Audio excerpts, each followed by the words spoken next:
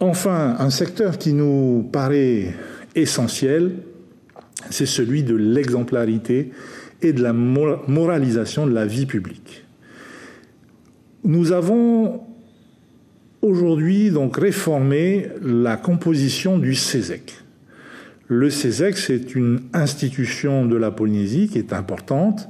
Nous avons changé les règles, passé de 29 à 40% le pourcentage de femmes requis donc au CESEC. Il nous paraissait important. Nous aurions voulu atteindre la parité, mais ça n'a pas été possible pour l'instant. Nous y arriverons peut-être dans un second temps. Mais d'ores et déjà, donc, nous sommes passés de 29 à 40% de femmes au CESEC. Je crois que c'est un grand progrès. Également, pour la première fois, les LGBTQ, les étudiants, les associations qui défendent la cause animale seront donc demain, lors des futures élections donc au CESEC, seront représentés.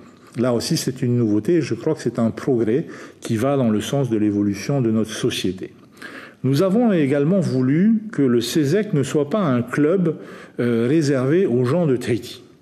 Et ça a été donc pour nous l'occasion d'introduire un 5e collège, le collège des archipels, de manière à ce qu'au CESEC, nos amis des archipels, nos compatriotes des archipels puissent être représentés. C'est donc ce 5e collège des archipels qui a été donc mis en place au CESEC.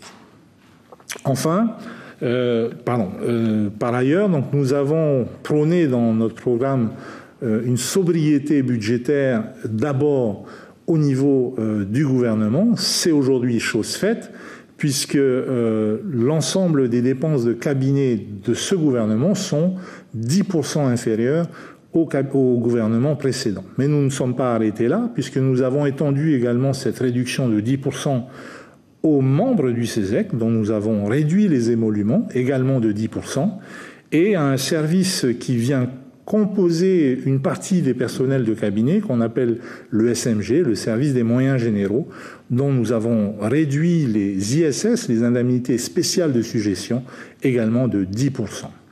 Donc pour nous, c'était important de montrer l'exemple et donc c'est aujourd'hui chose faite avec cette réduction de 10% aussi bien pour les membres de cabinet que pour les membres du CESEC et également le personnel donc, des moyens généraux qui vient renforcer ces cabinets.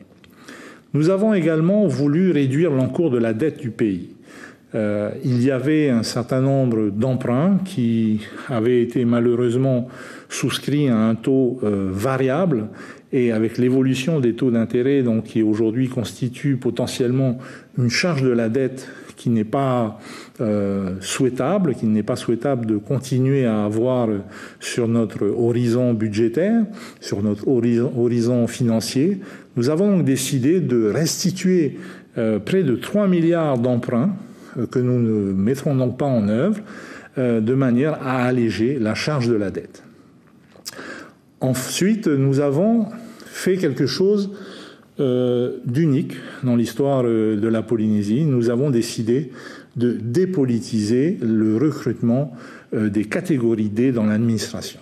Qu'est-ce que c'est que les catégories D ? Ce sont toutes les personnes finalement sans condition de diplôme qui étaient embauchées dans l'administration jusqu'à présent au bon vouloir d'une seule personne, celui qui est assis à ce bureau, le président de la Polynésie.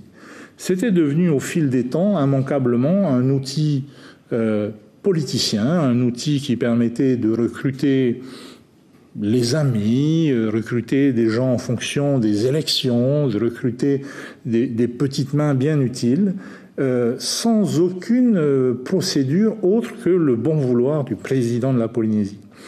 Aujourd'hui, nous avons décidé donc, et nous avons réformé ce recrutement des catégories D dans l'administration en mettant en place un processus de recrutement comme dans les autres catégories avec des conditions de recrutement adaptées à cette catégorie de personnes.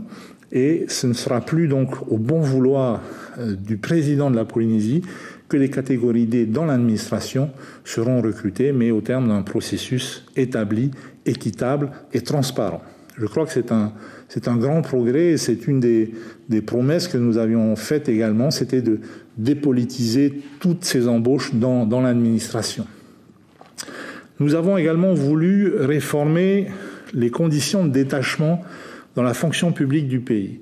Il y a un certain nombre de personnes qui sont détachées de différentes administrations, ça peut être de l'administration communale, ça peut être de l'administration d'État, et il y avait jusqu'à présent une forte disparité dans les conditions de détachement en fonction de l'administration d'origine.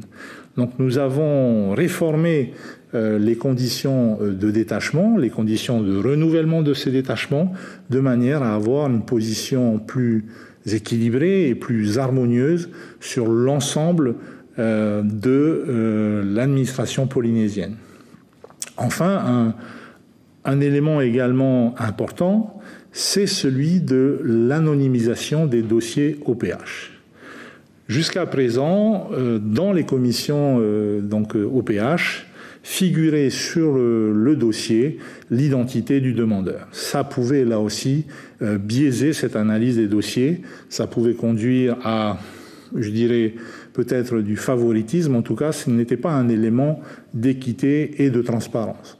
Nous avons donc mis en place une anonymisation des dossiers OPH qui permet finalement une égalité des chances dès le départ lorsqu'on fait un dossier OPH et qu'on le soumet à cet Office polynésien de l'habitat.